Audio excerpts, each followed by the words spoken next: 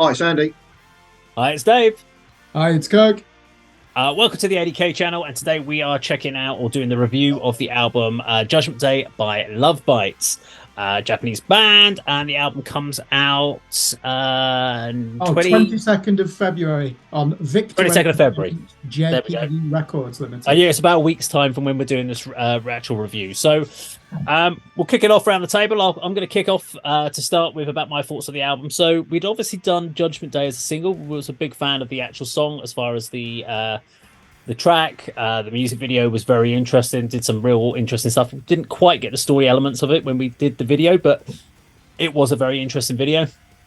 The album kicks off with a great power metal opener, and this is, for me, this is a great album in the sense of where the fans have told us that they don't just do power metal, and this album does show that.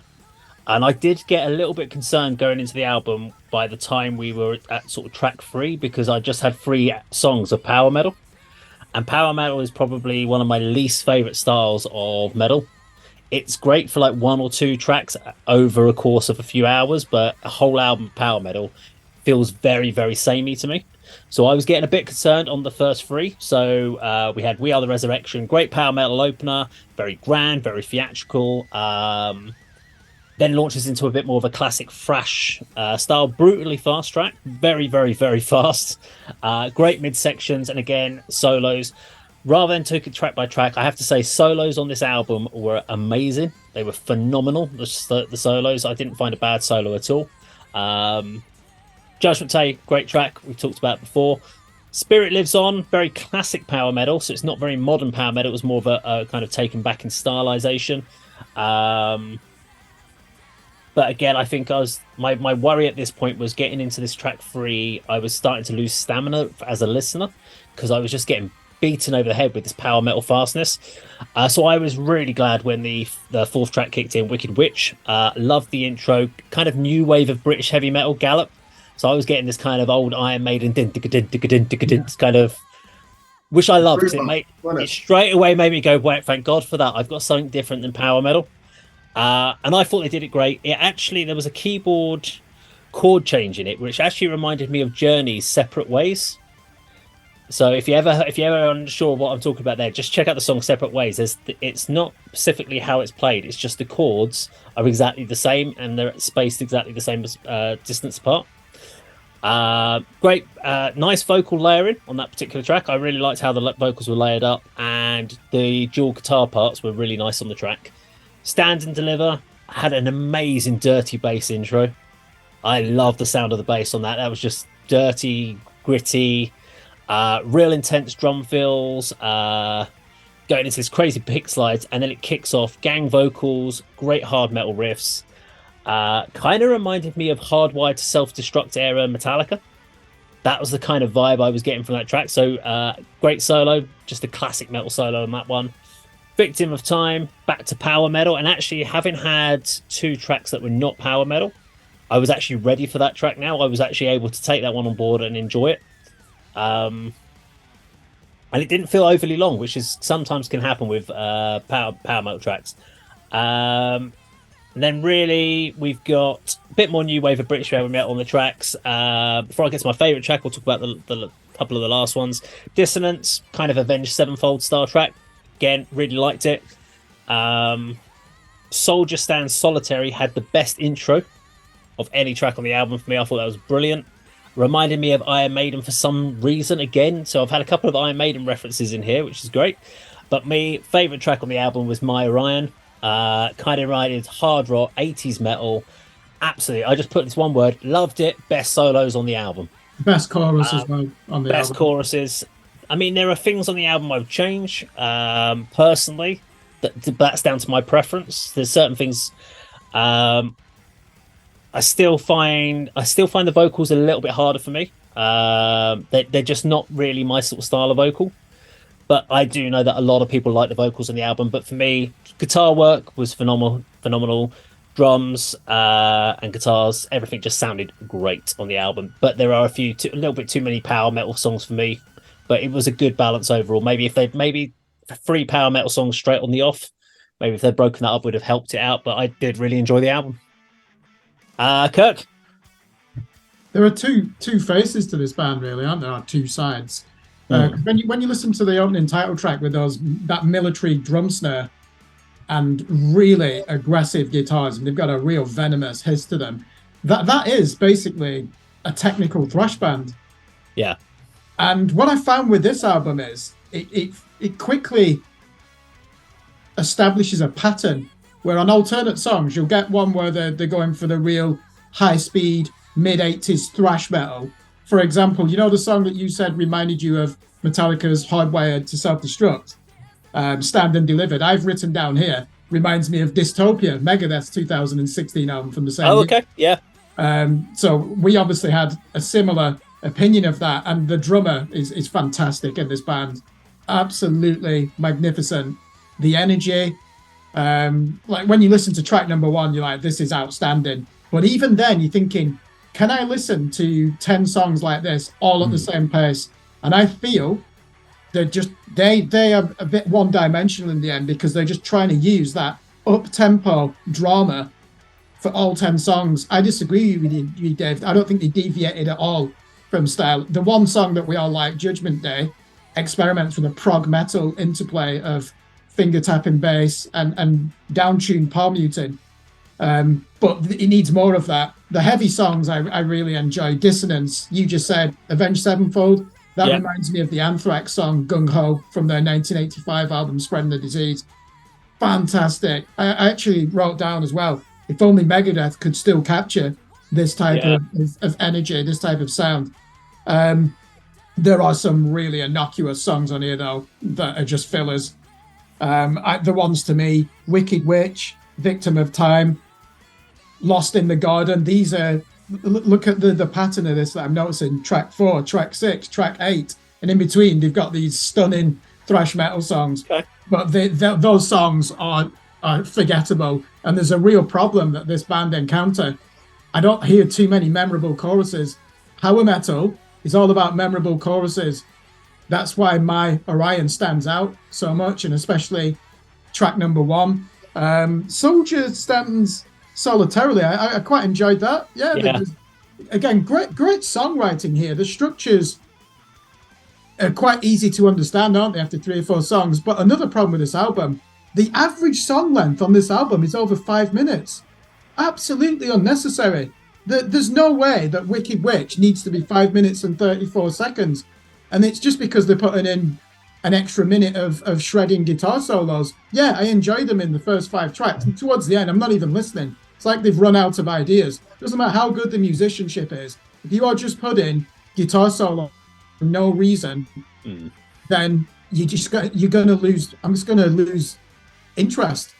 Every song cut is 5 minutes, 5.5 minutes throughout. Yeah. It's almost uniform. I'm wondering if they're thinking in the sense of, with this album, they're going, well, we're going to pick 3 songs off this album that will be played live. So we need to have all of our songs. So there's no point putting the 3-minute one, because that won't be what we want to do live. We want to have like the shredding solos, etc. So when we mix it in with the rest of the songs, we want to have a choice. So I'm just, I don't know. I mean, I understand what you were saying, because when I first saw 11 tracks, I'm like, okay, 11 tracks. And then I saw the length of the album. I'm like, bloody hell, okay. I texted you, didn't I? Said 57 minutes for a power metal band. I mean, don't get me wrong, there's that song, Dissonance, I'll come back to it. Reminds me of Anthrax. Slayer fans will appreciate that song. I even wrote almost Slayer at parts. Yeah, exactly. So they really do know the thrash metal, and let's be honest, they can play their instruments probably better than any of the big 4, can't they? As well? Here's a question then, because you mentioned that there was diversity in the actual album, so there wasn't enough variance. Because I suppose if you were a thrash band or a power metal band, there are certain things in tracks on the album that you would have had a breakup. So I've noticed there was no kind of slow ballady track or a power ballad or anything like that which would have broken the album up, which I don't know if they've done it on previous albums, they've ever done something like that, but that's kind of a staple of the slowed down track which is used to break an album up almost. Yeah, I agree. Do you know, this is an album that needed a ballad, isn't it? It needed something. It really did. It's something emotional, something to take you on that emotional journey. Yeah, that would have probably demonstrated the vocals of Asami even better, because those thrash songs that are aggressive, her voice is never going to be able to match that intensity, is it? That's a No. real problem. The musicianship though is exquisite, and there are some real highlights on here, but there are some flaws as well. And I think they are guilty of being one-dimensional, just going for that up-tempo beat on every song. It's like when you get a band and they're almost trying to be epic for the sake of it. They're trying to be dramatic for the sake of it. I know people are going to criticize me for that. We're talking about power metal and heavy metal and the theatrics of it. But yeah, it's just too long, this album, wasn't it? It almost defeated me. If there weren't at least 5 really impressive compositions on this album, which there are, then I'd be a lot more negative. Yeah. Okay. Andy, what's your thoughts? I'd like to address first of all a comment that I think came from our review of the last video. You know, we're not a hit squad brought together by you, Dave, to shoot down any female fronted Japanese metal bands. You know. Oh, Max Maniac. Yes. Yeah. Hello, Max. Maxi boy. Good to have you on board. Yeah, I mean, I was sort of looking at this album in trepidation because I wasn't expecting much from what we've seen before, and you know, we've been slated in the comments, especially me. But there was some real highlights in here for me. There were some passages that I enjoyed. I mean, the opening track I think is probably my favourite. Okay. The opening riff is really heavy and technical and quite fast in tempo. So I really like that. And again, there's a different riff that closes it. But what I think happened in this song and throughout, Kirk, you'll confirm the exact terminology, but the sort of tremolo effect that sort of litters this album. You know, I don't like that personally. Spoils it a little bit. You know, that last riff is spoilt by a sort of, you know, that kind of action going on. Dave, you said that the opening 3 songs are all power metal and you get a bit overwhelmed. I've noted down that Judgement, Dave, was sort of keyboard-led and reminded me of Nightwish. I don't know if either of you agree with that. Like a technical thrash version of Nightwish. Yeah. I kind of sort of said, I think in my notes of here, power thrash is how I've kind of done it, because... Yeah. But you know, I think that's sort of keyboard led as a track, and was kind of unique throughout. You know, it's on its own from that one.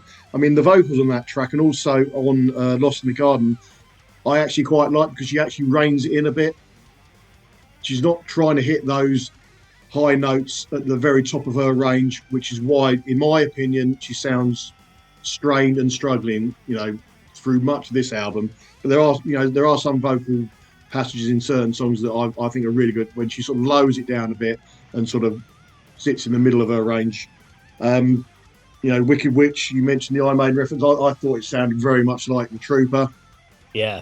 You know, Stand and Deliver.